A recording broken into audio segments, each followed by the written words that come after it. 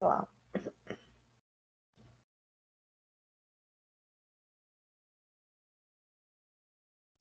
Tá gravando. Olá, boa noite. Sejam bem-vindos e bem-vindas, né, a mais esse momento aí dessa aula ao vivo na nossa disciplina, que é a disciplina de metodologia do ensino da língua portuguesa, que não é uma disciplina fácil, venhamos e convenhamos, né, gente? Não é fácil ensinar a língua portuguesa.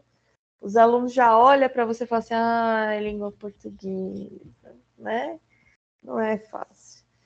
E a gente descobre que não é fácil por muitos motivos. Bom, então eu vou abrir e compartilhar aqui com vocês a minha tela.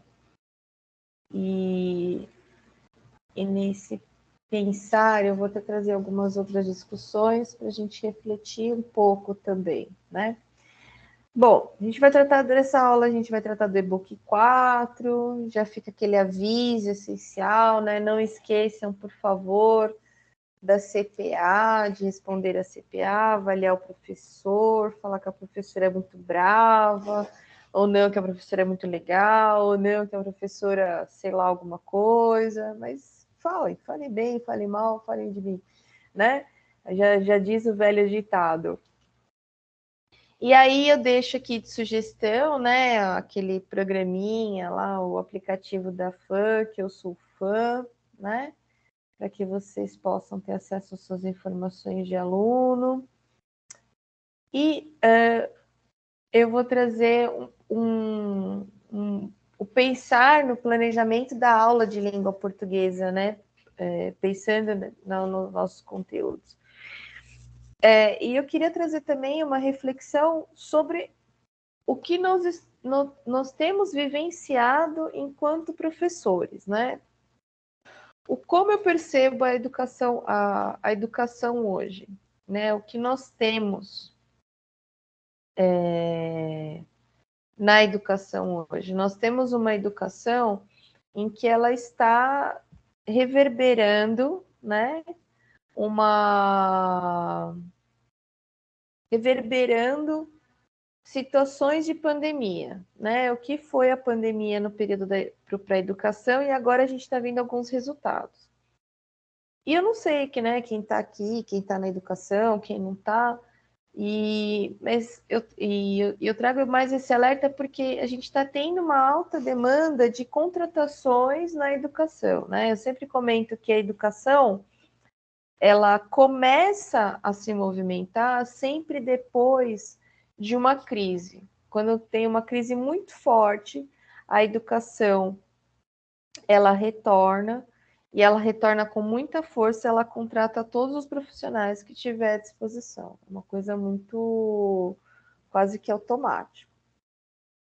E aí a gente está se deparando com uma educação que é uma educação em que os alunos estão com N problemas, né? Então, a gente tem o primeiro problema, que é a questão de defasagem. Você percebe que, apesar de terem tido as aulas, né, online, os alunos não aprenderam. Então, essa é a primeira demanda, né? Então, você percebe uma defasagem de conteúdo. Mas você percebe também que essa defasagem de conteúdo não é só isso, existe uma defasagem também na maturidade dessa criança. Parece que ela estagnou num determinado momento daquela faixa etária onde ela parou. E aí ela vai apresentando características de uma outra faixa etária que não é a dela. Ela já passou os 2 anos, então ela não socializou, então não teve a socialização, e ela ela não tem a maturidade, ela não tem o aprendizado. E uma outra coisa que eu percebo também, além dessa maturidade, né, é a questão de contato com o outro. Vou dar exemplo. Então, ou eu percebo um aluno muito distante, né? Assim, que ele não quer falar com ninguém, ele tá na dele, com capuz, assim, bem, né? Enfim, recluso, fechado. ou é aquele aluno que tá se debatendo com todo mundo, briga, fala pra caramba, eles têm falado muito, né? Isso em todas as séries. Eles querem falar, eles querem conversar, tem aquele que fala pra caramba, tem aquele que não fala nada. E o que acontece? Você vai percebendo que a turma ela fica todas, são turmas assim que parece que elas estão todas mexidas, né? A série tá mexida, o conteúdo tá mexido, tá tudo mexido. E aí a gente se depara com essa educação. E é uma educação que é engraçado, né? Que eu vivi um momento em que foi o retorno das aulas presenciais nas escolas, e eu me deparo hoje, né, nesse momento em que você vê esses alunos que é o retorno total. E nesse retorno total, você percebe tudo isso. E como é que a gente dá conta de tudo isso? Né? Então, isso deve ser é algo para a gente começar a olhar, né? Que tipo de material e que tipo de situações dentro da língua portuguesa que eu posso levar que pode propiciar meu trabalho, que meu trabalho comece a ficar melhor, tá? Então, a primeira premissa que eu preciso entender, né, é que eu não vou dar conta da defasagem anterior sozinho. Eu preciso de apoio de alguém. Então, é da coordenação, é da direção, é o apoio de outros colegas, é apoio da família. Alguém tem que me ajudar. Eu sozinho não remo, tá?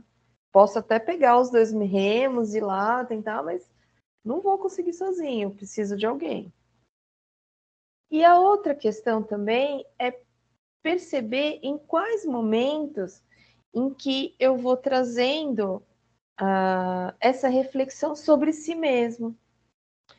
O aluno, ele não se vê, né? Então, o jovem não se vê, a criança não se vê. Então, ela tem que começar a perceber o papel dela socialmente, por que ela está ali, né? E reflexões sobre o que é ética, o que é respeito. A gente está tendo uma grande demanda, né? Não sei nas regiões de vocês, mas a gente está tendo, aqui em São Paulo, a gente está tendo uma grande demanda de violência na escola, mas aquela violência que ela é de serial, né, daqueles que a gente via nos Estados Unidos, assim, que entrava, esfaqueava, tiroteios, né, uma coisa assim. A gente está vendo algumas situações, né, de violência dentro das escolas particulares, né, não está só dentro da rede pública, está da rede particular também. E como é que a gente dá conta, né? Eu comento o seguinte: a violência no jovem, né, essa sensação de embate, ela existe, mas e na criança ela existe, né? Mas como é que eu vou professor, eu vou lidar com isso, né? Então hoje eu tive uma situação de aula que foi bem engraçado, assim, engraçado não de que de humor, né? Mas engraçado de caraca, aconteceu isso. Que era o quê? Um menino tava com um drops, né, um house, e tava em cima da mesa dele, o outro foi, bateu e jogou longe. O outro levantou e falou, vai pegar. E ele falou, não, não vou. E eles começaram a se debater. E aí tem aquela coisa assim, né, o que você faz quanto professor? Então, a hora que começou ali, né, a surgir ali o movimento, né, assim, eu já fui olhando, cruzei o braço, fiquei olhando. A hora que eles se grudaram, foi a hora que eu separei os dois. Que aí eu já coloquei o meu braço no meio e tirei, né? E tirei assim, de virar ele para o outro lado. E não, né? Na hora que ele começou, que eles iam, né? Então, isso eu tô falando de jovens, né? De 11, 10, 11 anos. Só que isso tá em tudo que é, todas as salas. Todas as salas tem. Dos menores aos maiores. Então, cabe aqui a gente pensar como é que a gente trabalha dentro da língua portuguesa para trabalhar essa questão de socialização, quem é o outro, né? Então, imaginem, são jovens, crianças que elas ficaram em casa e elas estavam só com a figura da família. E agora? Agora ela tem esse mundão todo que é uma escola, né? Esse mundão todo que são os professores, como é que é tudo isso? Então, as aulas de língua portuguesa, elas propiciam, né, você trabalhar as questões de convivência, as questões do que é regra, né? Eu sempre comento que a gente tem esse olhar sobre a educação, mas a gente nunca para no nosso dia a dia para realmente ser aqui, o que eu posso fazer, né? Então, eu trago aqui algumas reflexões, assim, de pensar como um texto, às vezes, ele faz todo um diferencial para aquele aluno, para aquele estudante, tá bom? Bom, e aí, o planejamento da aula de língua portuguesa, né? Eu trago aqui um modelo de uma ficha, que é, assim, eu sempre comento que a minha aula, ela é planejada não por meio do material, mas também no meio do pensamento sobre aquela aula, né? Então, eu vou escolher o tema, eu vou escolher qual é a data, o objetivo geral, o público-alvo, qual o conteúdo que eu vou ministrar, os procedimentos, como é que é o passo a passo, os recursos utilizados, a avaliação, como é que eu vou avaliar esse processo. Então, tudo isso tem que estar muito bem encaixado para mim nessa aula, né? Então, cada aula, ela tem que ter, né, o início e o fim dentro dela, né? Quer dizer, qual o objetivo daquela aula e qual é o conteúdo que eu vou ministrar, né? Eu sempre comento que uma aula bem planejada, ela nos auxilia a ter controle sobre turma, né? Então, às vezes, o que acontece? E, e também acontece, né, que eu acho que isso é o mais recorrente, às vezes você faz uma aula maravilhosa, na sua cabeça, perfeito. Não tem como dar errado, vai dar tudo certo, vai, pega essas coisas, vai para a escola e tal. Chega lá, não é nada disso. Não pode, não vai ser assim, vai ser diferente. E o que você vai fazer? Às vezes você replaneja a aula ali, naquele olhar. Então, isso é importante da gente observar, né? Que uma aula, ela é planejada, mas ela pode ser replanejada e reavaliada. Em quais momentos que a gente reavalia as aulas? Quando a gente tem uma turma que dá muito problema, né? Então, por quê? Porque às vezes você faz uma aula maravilhosa, nossa, não foi. E às vezes você faz uma aula assim, simples, objetiva, deu tudo certo. Então, e eu sempre comento, dentro da língua portuguesa é importante o quê? Você ter a participação do aluno, ser uma aula dialógica, né? Para quê? Para que você possa ter a troca. Ah, é claro que tem aula que tem turma que não dá para fazer um dialogismo, né? Uma conversa. Mas a gente tenta de alguma forma, vai aos pouquinhos, né? Eu sempre comento que a gente sempre pode ir pelas doses homeopáticas, né? E aí eu trago aqui até uma aula que é, né, de primeiro ano do ensino fundamental, que é pensando o título da aula é uma escrita espontânea, a finalidade é elaborar escritas espontâneas para que o professor possa avaliar que as letras e grafemas as crianças empregam para representar os fonemas, a construção do sistema alfabético e correspondência do fonema e grafema, a prática por uma análise linguística semiótica, que quer dizer, eu posso ir falando palavras e a criança ela vai escrevendo, ela vai desenhando. Eu vou dando, né, possibilidades e as habilidades da BNCC elas estão ali. E aí o nosso material ele vem vertendo para isso, né? Trago aqui os títulos, né? Pensando na Emília Ferreira com a psicogênese da língua escrita e o processo na construção da escrita na América Latina. As hipóteses sobre a escrita da psicogênese da língua escrita colaboram com o processo de alfabetização, como lidar com os erros ortográficos da alfabetização, como lidar com as dificuldades na aprendizagem da alfabetização, e as contribuições inovadoras da Magda Salles e do Paulo Freire. Bom, Vamos começar pela Emília Ferreira, né? Ferreira, que ela vem falando sobre a psicogênese da língua escrita. A Emília Ferreira, ela é que eu não coloquei aqui, ela vem trazendo cada um dos passos, né, das características. Ela fala da pré-silábica, da silábica alfabética e da alfabética. Quando é que a criança ela tem que estar alfabetizada? Quando ela está no segundo ano. Professora, mas tem primeiro ano, ele não tem que estar alfabetizado? Não. Quando entrou o sistema de 9 anos, né, se percebeu o seguinte, que na educação infantil, muitas crianças saíam da educação infantil e elas ainda não estavam alfabetizadas. Por quê? Porque eles entram muito cedo na escola. Então, lembra lá, a gente viu alguma coisa do Piaget, que ele fala das fases, do amadurecimento e tal. Beleza.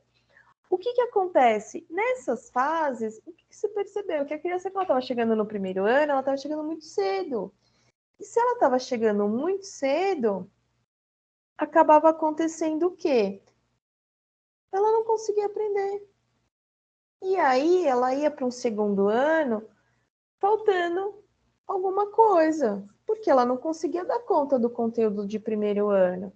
E aí se fez o quê? Se falou assim, olha, então, vamos criar mais um ano, que vira o nono, tá? A criança entra no primeiro, e o primeiro é o momento que ela vai ser alfabetizada.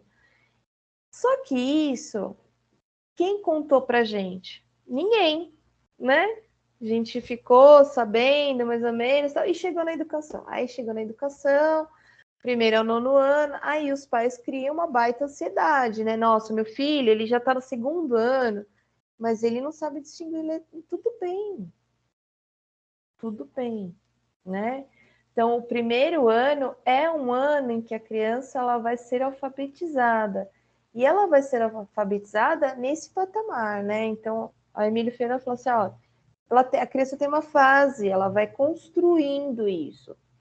E essa construção não é teórica, ela é a partir do lúdico, é a partir da imagem, é a partir daquilo que ela já sabe.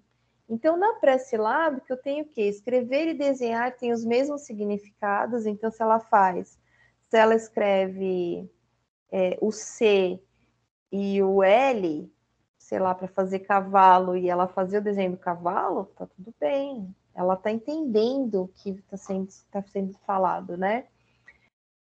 A escrita não se relaciona com a fala, né?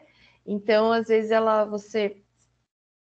você fala, você escreve alguma coisa, ela não vai entender. Por quê? Porque ela tem a fala, ela foi alfabetizada na fala, ela fala, né? Ela sabe a língua portuguesa por meio da fala, só que ela não sabe escrever. E quando ela vai para a escola, ela vai para aprender a escrita. Caracterize uma palavra com a letra inicial. Então, cavalo, ela coloca só o C, porque é aquilo que ela lembra que tem, né? Essa é a pré-silábica. Não diferencia letras de números, então a escrita da criança tem letras e números juntos. É muito engraçadinho, até eles colocam, eu vejo eles usam muito o número 4, né? O 4, o outro que eles sabem fazer bastante também é o 6, aí eles colocam no meio da palavra. Reproduz traços típicos de escrita de forma desordenada. Quer dizer, tá fora de ordem, tá tudo bem. Supõe que a palavra representa objeto e não seu nome, né? Quer dizer, ela tenta de alguma forma colocar que o objeto, desenhar o objeto, né? Em vez de fazer a letra. Acredita que grandes coisas têm um nome grande, coisas pequenas têm um nome pequeno. Então, cavalo. Aí eles fazem o quê? Eles colocam várias letras no cavalo, né? Usa letras do nome para escrever tudo. Gente, só um minutinho que eu lembrei de uma coisa. Calma, segura, gente. Ai, a professora hoje tá demais. Espera aí. Ô, meu pai, tô aqui fofocando e tô... Espera aí, gente, segura.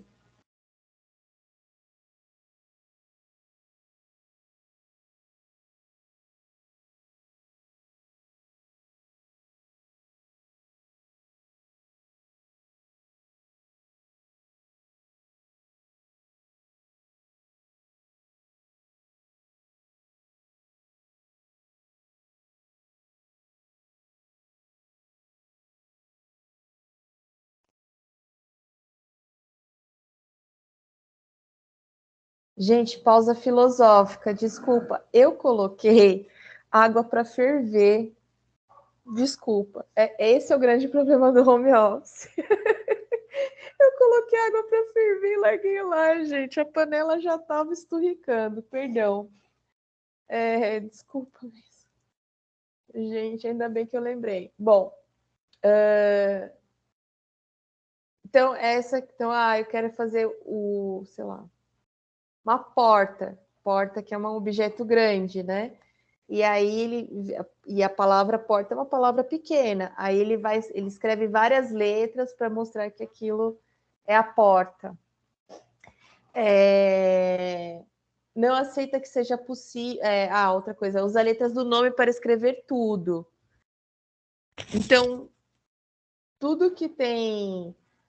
Pode ser ter uma outra porta, ele coloca lá que é uma lorta, sabe? Tipo, Lília colocou que é um L porque é do nome dela, assim, porque eles aprendem primeiro o nome quando a gente está alfabetizando, né? Não aceita que seja possível escrever e ler com menos de 3 letras. Então, essas palavras que são palavras muito pequenas, assim, oi. Então, ele não consegue aceitar que seja possível, né? Que aconteça, ele sempre pensa que tem mais. E a leitura global, né? Ele lê a palavra como um todo. Ele não lê especificamente cada letra ou cada sílaba. Ele lê a palavra num todo. Ele reconhece, ele faz a leitura. Na silábica, ele já supõe que a escrita representa a fala, né? Para cada fonema, usa uma letra para representado. Então, cavalo, ele coloca o C, V e o L, tá? Pode não atribuir valor sonoro à letra, ele consegue ou não, né, observar o som e a letra. Pode usar muitas letras para escrever e, ao fazer a leitura, aponta uma letra para cada fonema. Quando você vai pedindo para ela ler o que ela escreveu, né? Então, isso é importante. O aluno escreveu, pergunta o que ele escreveu. Por quê? Para você entender qual é a fase que ele está. Ao escrever frases, pode usar uma letra para cada palavra. Também acontece. Ele acha assim, eu falo assim, a menina viu o sol. Aí ele coloca AMVS.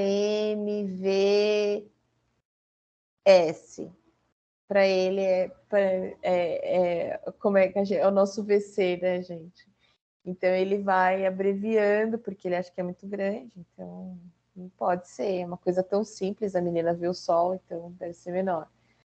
Na alfabética, ele inicia a superação da hipótese silábica, né? Ele começa a compreender que a escrita representa os sons da fala, percebe as necessidades de mais de uma letra para a maioria das sílabas, pode dar ênfase à escrita do som, só das vogais ou só das consoantes, e atribui o valor de fonema em algumas letras. Então, eu coloquei o exemplo do cabelo, né? O K belo, né? Eu sei, né? O cabelo. Então tem o B ali e o lo, ele já começa a fazer um pouco mais coloca um pouco mais de informação. E na alfabética, que compreende o uso social da escrita, a comunicação, conhece o valor sonoro de todas ou quase todas as letras, apresenta estabilidade na escrita das palavras, compreende que cada letra corresponde aos menores valores sonoros da sílaba, procura adequar a escrita à fala, faz leitura com ou sem imagem, né? Inicia preocupação com as questões ortográficas, separa a palavra quando escreve frases e produz texto de forma convencional. Então ele já está bem assim andado mesmo, né? Então você consegue perceber que ele já está se virando muito bem. Tudo bem até aqui, gente? Desculpa novamente pela pausa do sai correndo. Eu acho que eu perdi uma panela.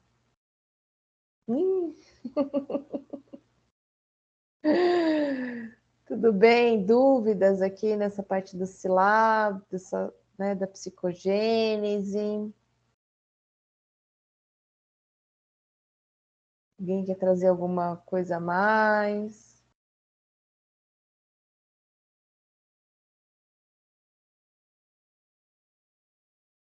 Sim, não, tá tudo bem?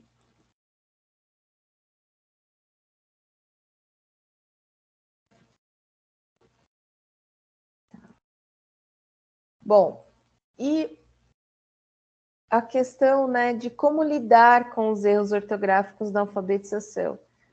A gente não pode fazer o quê? Apagar e falar para a criança escrever de novo. Por quê? Porque ela não vai reconhecer o erro, tá? Então, eu sempre trago a criança para mim, grifa ali a palavra e mostro como é que é a palavra escrita correta, tá?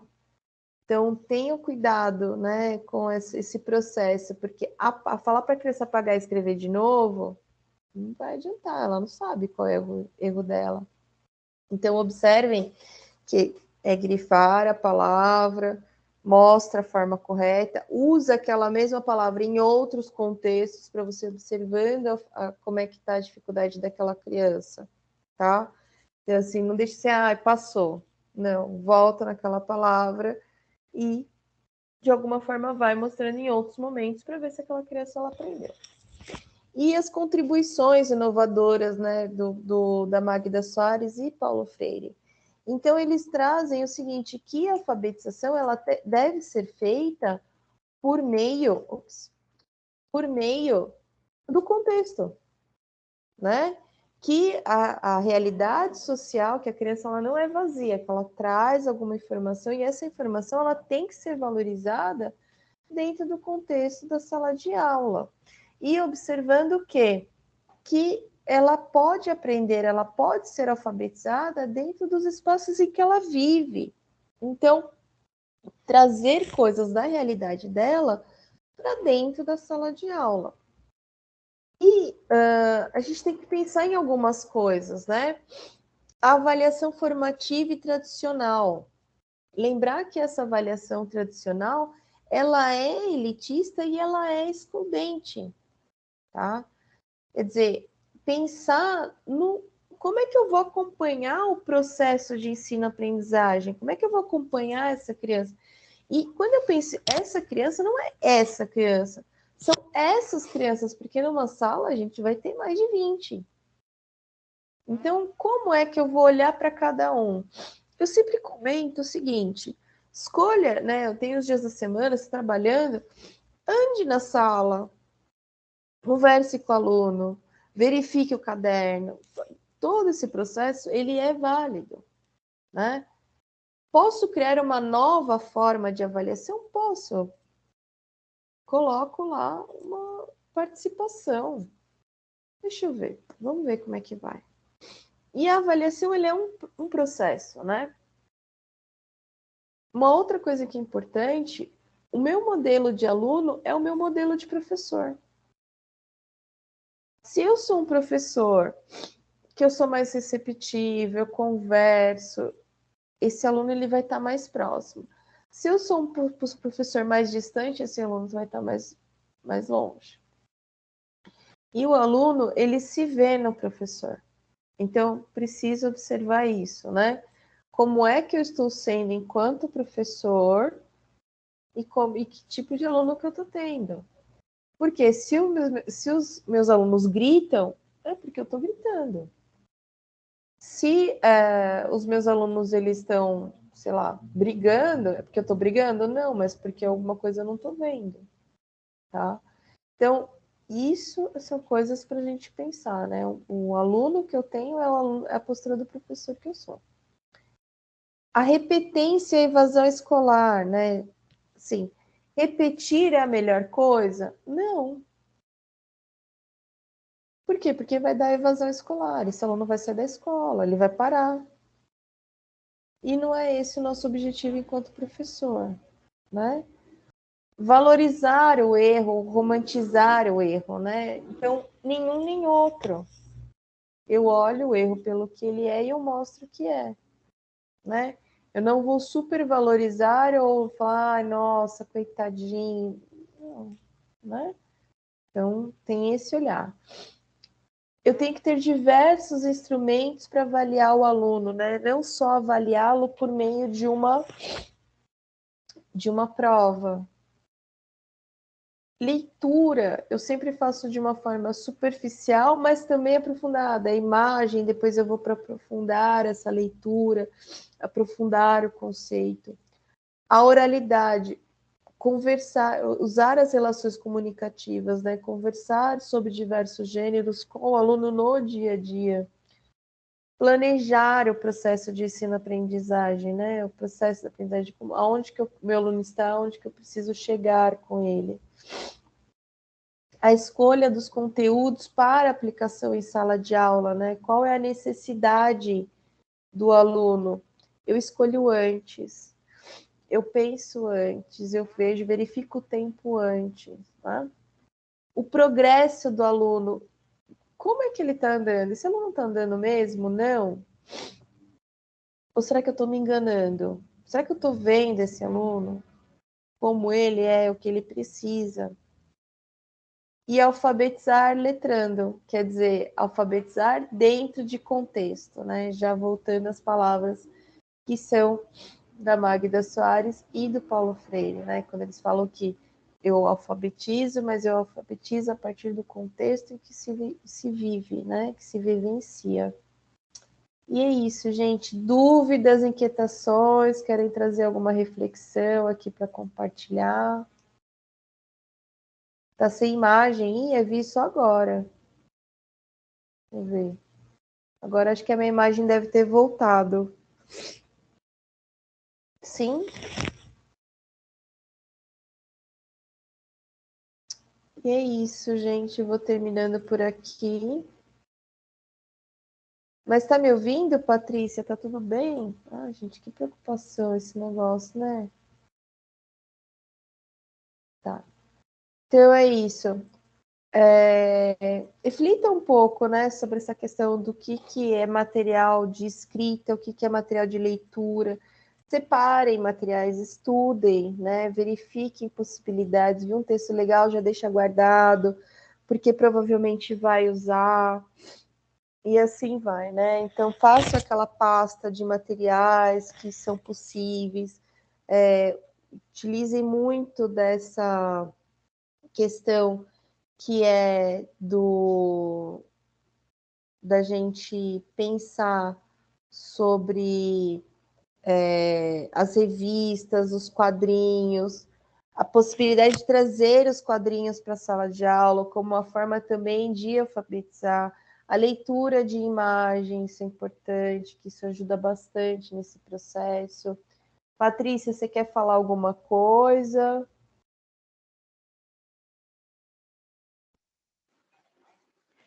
Professora, tá me ouvindo?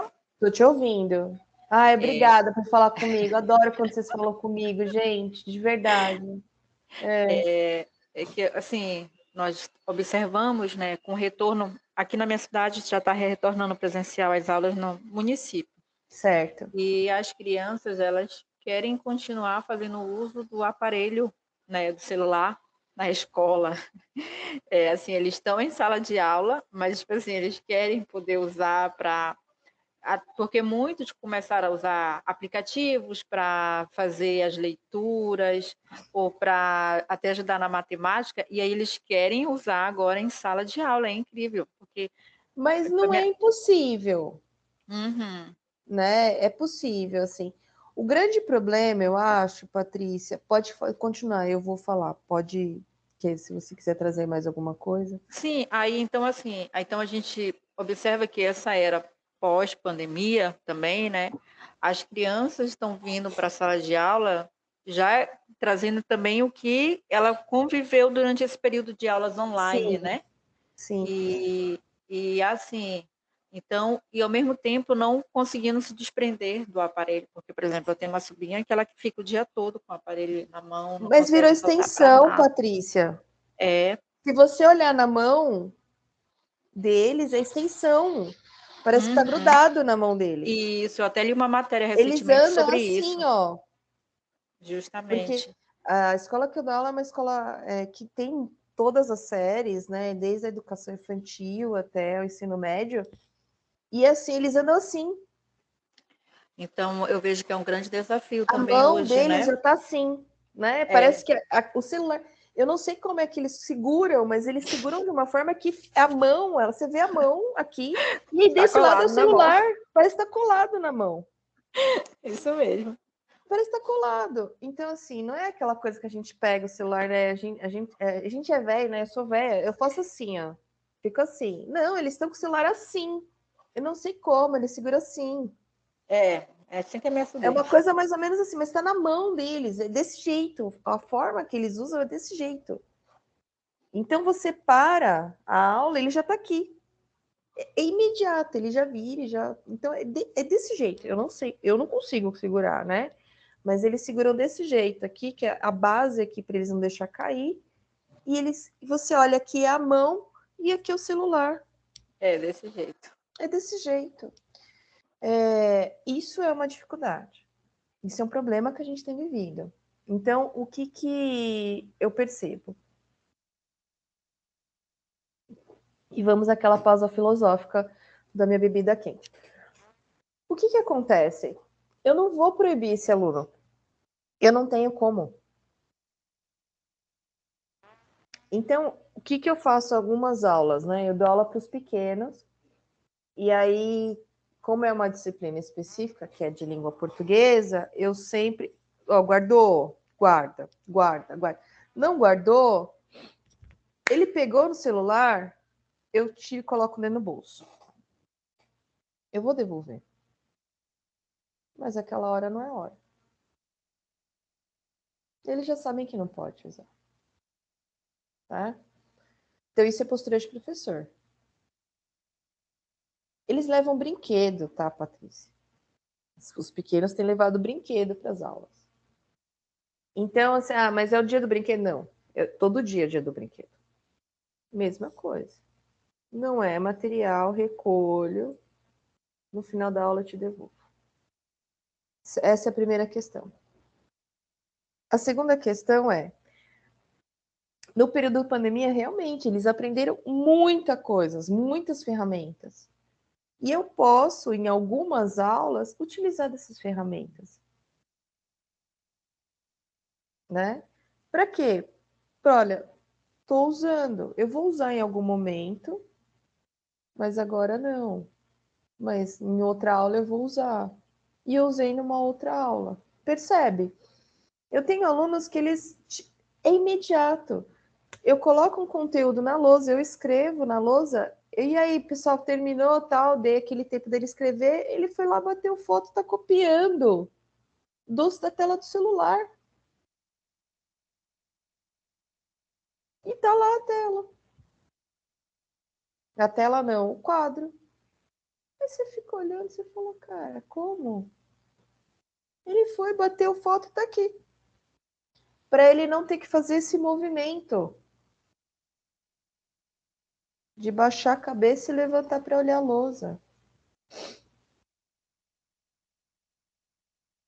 Então, a gente está encontrando um aluno, a gente está se deparando com um aluno que ele está vindo com o que ele aprendeu na pandemia. E ele aprendeu isso mesmo. Tem lá o slide do professor, ele copia no caderno, é isso que ele aprendeu. Ele aprendeu que olhar a tela, tá lá o conteúdo, ele só vai aqui. Tirou um print de tela da tela do professor, se o professor não passou o slide. Percebe? Ou, né, o professor escreveu e foi lá, bateu foto da tela. E ele passou para o caderno. Para a gente é surreal, mas para eles é muito natural. E essa realidade que nós estamos encontrando é uma realidade para se perceber e falar, pera, o que eu tenho que fazer com isso aqui? Já ouviu aquela frase, né? A vida te dá de limões, você faz limonada? É mais ou menos isso. A vida está nos dando aí, meu, desse jeito, celular escolado na mão. Gente, eles derrubam. Cada vez que decai um celular que eles estão aqui, que eles colocam, eu não sei como, né? Que eles se organizam, mas eles colocam o caderno, o celular e a apostila ou o livro. E mais o estojo. E tudo cai. Eu não estou falando dos pequenos, eu estou falando até do médio. Cai. Porque não cabe naquela carteira que eles têm. Não dá conta. naquele espaço. Ele não sabe se organizar no espaço. Por quê? Porque ele está acostumado a ter a mesa dele, a ter, né, um espaço maior. Então, muitos pais usavam a mesa da cozinha, põe a criança na mesa da cozinha, a criança tinha um baita do espaço. Agora, ele tem aquele pequeno espaço. Não dá para colocar uma mesa do lado para ele.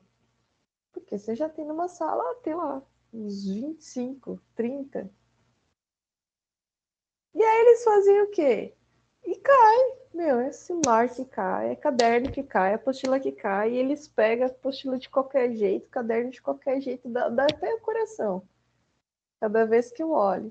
Celular, quando cai, é o meu ser pula. Isso. Não tem capa, não tem película, não tem nada.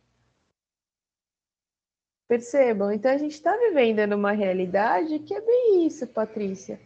O celular é extensão. Só que como a gente entende que ele é uma extensão, e é nossa também, tá? Não estou falando que é só dele, é nossa. Hoje é muito difícil você sair para um lugar, sim, que você não conhece e você não tá com seu celular para olhar no mapa. Eu falo assim, na minha época tinha aqueles mapão, né? Aqueles negócios que você desdobrava, assim. Hoje não, tá no celular. Então, você quer saber uma referência, você vê no celular. Então, isso é uma coisa, né? Ah, eu quero ver uma loja, eu quero. Enfim. Hoje você compra do mundo inteiro, se você quiser, né? E é uma extensão nossa também. Se é uma extensão nossa, como é que a gente olha para tudo isso? Isso é deles também. E mais e mais. Eu é que, né, a gente que talvez esteja ainda num processo que é anterior. Mas é isso. É fazer esse olhar e pensar. Que tipo de coisas que eu posso fazer com esse celular que vai me ajudar sem perdê-lo? Porque a escola já é um saco, né? A escola já é chata. Então, a gente tem que pensar. Se a escola é chata, como é que ela pode ser mais legal? Tá bom?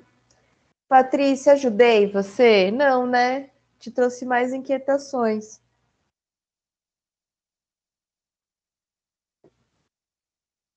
Que bom. Bom, gente, vou terminando por aqui. Obrigada pela presença de vocês, obrigada pela troca. É isso.